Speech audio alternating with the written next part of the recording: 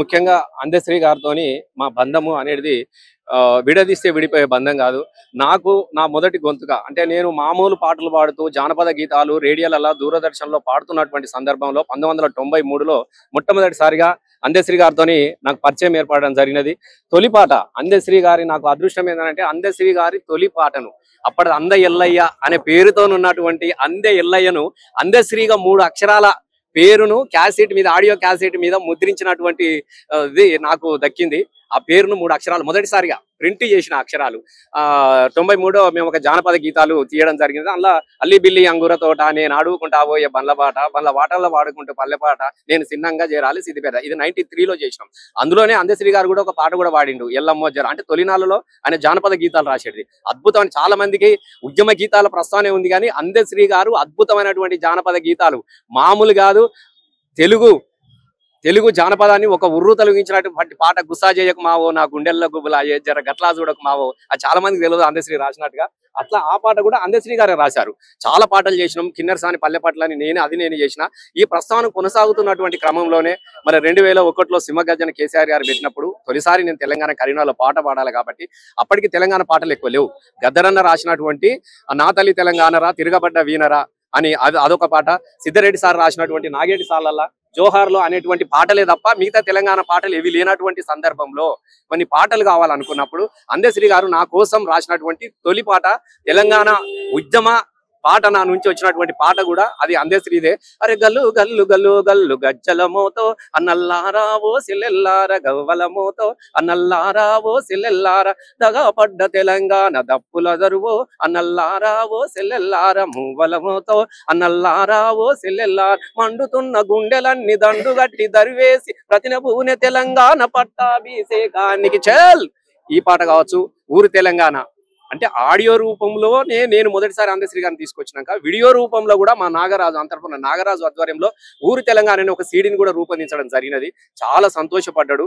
దాని తదనంతరము 2002లో తెలంగాణ ధూమ్ధామ్ మొట్టమొదటిసారిగా రూపొందించడం జరిగింది. వారి ఆలోచన మనకు కూడా ఒక సాంస్కృతికమైనటువంటి విప్లవాలు. ఎందుకంటే చాలా సంస్థలు ఉన్నాయి. అరుణోదయ కానీ జననాట్య మండలి కానీ ప్రజాకళ మండలి కానీ వివిధ కళామండలి అన్ని ఒక వైపు నిలబడ్డాయి. అవి వాళ్ళ సిద్ధాంత పరిధిలోనే నడుస్తూ ఉంటాయి. కాబట్టి తెలంగాణ ప్రజల వైపు నిలబడాలంటే ఒక వేదిక కావాలన్నప్పుడు తెలంగాణ ధూమ్ధామ్ అనే 2 అక్షరాలను ఎట్లా ఉంటది అనుకున్నప్పుడు వారే మాకు సహకరించడం జరిగింది. ఇట్లుంటే బాగుంటదన్న అప్పుడు నాగరాజు నేను ఇద్దరం కలిసి తెలంగాణ ధూమ్ధామ్ 2002 సెప్టెంబర్ 30 రోజున కామారెడ్డిలో మొదలుపెట్టినప్పుడు వారు రావడం జరిగినది.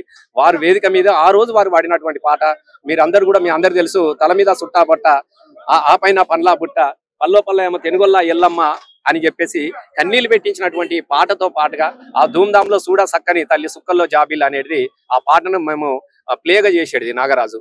అప్పుడు అందశ్రీ గారిని వేదిక మీదకి వచ్చి ఓహో ఈ పాట రాసింది వీరే అందశ్రీ గారు అని చెప్పగానే జనమంతా లేసి చప్పట్లు కొట్టినటువంటి సందర్భం మాకు మొదటి ధూమ్ధాంలో అందశ్రీ గారు కనబడతాయి. దాని తదనంతరం మేము చాలా సార్లు కూర్చున్నాం. మా ఇంటికి వచ్చేవాడు. నేను కూడా ఇదే లాలపేటకు రెగ్యులర్గా వచ్చేది. ఎందుకంటే తెలుగు యూనివర్సిటీ ఇక్కడే హాస్టల్లో ఉండేది కదా. ఇక్కడ నేను తెలుగు యూనివర్సిటీ హాస్టల్లో ఎంఏ జానపదం చదువుతున్నప్పుడు హాస్టల్ ఉంటే ప్రతిరోజు మార్నింగ్ నుంచి ఈవినింగ్ దాకా నాతోనే ఉండేటోడు. మళ్ళా పొద్దుగా లేస్తే నేను వచ్చేటోని ఇద్దరము వాళ్ళ ఊరు సిద్దిపేట. ఈ క్రమంలో అనేకమైన ఆయన ప్రతి అక్షరానికి ప్రతి పాటకు నేను మొదటి శ్రోతను. ఆయన ప్రతి పాట నాకు చూపించేవాడు. ఎట్లా ఉన్నదంటే అప్పుడు నా కోసం రాసినటువంటి అన్ని పాటలు తెలంగాణ కామారెడ్డిలో ధూమ్ధామ్ అయిపోయిన తర్వాత 2006లో లలిత కళా తోరణంలో గద్దరన్న తీసుకొచ్చినప్పుడు ఒక మాట అన్నాడు, నాన్న మనకు ఒక ప్రార్థన గీతం ఉండాలి.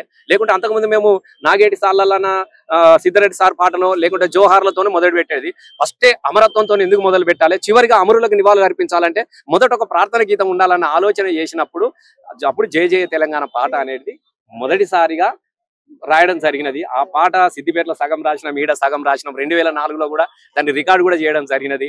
కొన్ని చిన్న చిన్న మార్పులు చేర్పులు అవసరం ఉన్న దృష్ట్యా అది బయటకు రాలి. మీరు అప్పుడు కూడా చూసి బాలసుబ్రహ్మణ్యం గారు పాడమంటే పాడలేదు. దాంట్లో స్వరాష్ట్రమై తెలంగాణ స్వర్ణయుగం కావాలని పదం తీస్తే పాడుతుంటే మొట్టమొదటిసారిగా ఈ పాటను సంచిలో పెట్టుకొని నేను మద్రాసు పోయినా. మొదటిసారి మద్రాసు పోయి బాలసుబ్రహ్మణ్యం కలిసి ఈ పాట పాడకుంటే చనిపోయిన మురళితోనే ఆడవారి మాటలకు అర్థాలే వేర్లు అన్న పాట రాసిన మురళి పాడిండు. ఆయనతో పాడించడం జరిగింది. చివరిగా అది సెట్ కాకపోతే చివరికి రామకృష్ణ గారితో స్వయంగా సాన యాదిరెడ్డి స్టూడియోలోనే కేసీఆర్ గారు మేము మా నాగరాజు అధ్వర్యంలో కూర్చొని ఈ పాట రూపొందించిన తర్వాత కొంత మార్పులు చేర్పులు అనివార్యత ఉన్నప్పుడు దాన్ని బయటకు అంటే అధికారికంగా వచ్చింది. అప్పుడు అంతటా ఇదే పాట పెట్టుకునేటోళ్ళు. అట్లా ఆ పాటతోని ధూమ్ధాం ప్రస్థానం మొదలైందంటే చివరికి విజయాన్ని సాధించినటువంటి సందర్భంలో జనజాతరలో మన గీతం జయకేతనమ ఎగురాల నానానికి ఒక గొప్ప పాటిస్తున్నా అని చెప్పిండు. ఇక్కడ ఉస్మాన్ యూనివర్సిటీలో ధూమ్ధాం జరుగుతున్నప్పుడు మొదటిసారిగా అందశ్రీ పాట అక్కడికి తీసుకొచ్చిండు. ఇది పాడాలనుకున్నప్పుడు నువ్వే మొదటి పాడమన్నప్పుడు తను మొదట ఇదే ఉస్మానియా యూనివర్సిటీ సాక్షిగా ఆ తొలి పాట అక్కడ ఆవిష్కరణ జరిగింది. జనజాతరలో మన గీతం జయకేతనమై ఎగరాలి, జంజు మారుత జనని నాదమై జయ గంటలు మోగించాలి, ఒకటే జననం ఒకటే మరణం అని, లాఠీలు ఇరిగిన లడాయుమానం అని చెప్పేసి ఆ పాట. అంటే అట్లాంటి అద్భుతమైనటువంటి పాటలు రావడంతో పాటుగా ఆయన పల్లె గీతాలను కూడా నేనే రూపొందించిన పల్లె నీకు వందనాలమ్మ అని అందశ్రీ గారి పాటలు కూడా. అట్లా అనేకమైన పాటలు, ఒక పాట రెండు పాటలు కాదు, పాటల ప్రయాణంలో నేను ప్రతి క్షణం నేను ఆయనతోనున్నా, ఆయన నాతోనూ ఉన్నాడు. తెలంగాణ రాష్ట్రం ఏర్పడిన తర్వాత వారు ఇటువైపు నిలబడ్డప్పుడు నా రాజకీయ ప్రస్థానానికి వెళ్ళిపోయినప్పుడు ఆ మధ్యలో జరిగినటువంటి గ్యాప్తోని నేను ఎక్కువ ఆయన కలవలేకపోయినా. ముఖ్యంగా ఈ రోజుల్లో బాధాకరమైన విషయం ఏంటంటే అందశ్రీ గారు ఆకలికి చంపుకున్నాడు, అణచివేతను చూసినాడు, అవమానాలను ఎదుర్కొన్నాడు. ఆ అవమాన అణచివేతల ఆకలి నుంచి ఎగిసిపడ్డటువంటి అనేకమైనటువంటి నిప్పురవ్వ లాంటి పాటలు అనేకమైన వచ్చినాయి. ఇలా ఆయనకు గౌరవం దొరికింది. ఆయన కలలు కన్నటువంటి తెలంగాణ రాష్ట్ర సాధన గీతమై కూర్చున్నది. ఈ సందర్భంలో గౌరవాన్నటువంటి పొందే అందశ్రీ గారు అంటే చాలు లేచి నిలబడి నమస్కరిస్తున్నటువంటి రోజులలో ఆయన లేకపోవడం అనేది చాలా బాధాకరమైన విషయం. ఇక దాంతో కాకుండా అమెరికా లాంటి చోట మేము జర్మనీ కానీ బ్రెజిల్ కానీ ఇవన్నీ కొన్ని ప్రపంచ సాంస్కృతిక యాత్రలో కూడా నేను ఆయనతో పాలు పంచుకున్నా. ఆయన లేకపోయినా ఆయన లక్ష్యం ఉంటది, ఆయన ఆశయం ఉంటది, ఆయన పాట ఉంటది. ధూమ్ధాంలో నేను అంటే ఆయన ఏం చేసినా మాకు తెలియలేదు, ఇంకా నేను చూడలేదు. నేను లేదు, ఎందుకంటే ఆయననే గొప్పగా రాసుకున్నాడు. అందశ్రీ గారు ఎవరు రాసినా కూడా ఇంకోనికి నచ్చదు. అందశ్రీ గారు అందశ్రీకే నచ్చుతాడు, ఎవరికి నచ్చాయి. ఆయన రాసిన దానిలో ఏమైనా గెలికినా వాస్తవంగా జయ జయ తెలంగాణ గీతం కూడా అందులోనే అట్లే ఆగిపోయింది, లేకుంటే అది వచ్చేది. ఆయనకు సంపూర్ణంగా తాను ఎట్లయితే రాసినో ధిక్కార స్వరం, అందశ్రీ గారిది కాంప్రమైజ్ స్వరం కాదు, ధిక్కార స్వరం. సూటిగా ఉంటాడు, సూటిగా చెప్తాడు, గంతే. కాబట్టి ఇక కానీ రాజకీయాలల్లో కొంచెము ఎత్తు పల్లాలు ఉంటాయి, కొంచెం అవన్నీ ఉంటాయి. కాబట్టి అవన్నిటికీ ఆయనతోని చేత కాలేదు. కాబట్టి కొంచెం ఇబ్బందులు ఎదుర్కొన్నప్పటికీ కూడా నిలబడ్డాడు. ఇలా ఆయన ఎల్లకాలం చిరస్మర ప్రతి వాళ్ళ నాలుకల మీద ఉంటాడు. ప్రతి అధికార ప్రోగ్రాంలలో కూడా ఆయన ఎప్పుడు కూడా చిరంజీవి జీవిస్తూనే ఉంటాడు. జోహార్ అందశ్రీ గారికి జోహార్. ఇప్పుడు నేను సినిమాల అవార్డుల గురించి నేను మాట్లాడదలుచుకోలేదు. నేను అవార్డులకు వ్యతిరేకమైన వ్యక్తిని. ప్రజల పాటలే అవార్డులు. సంతోషం.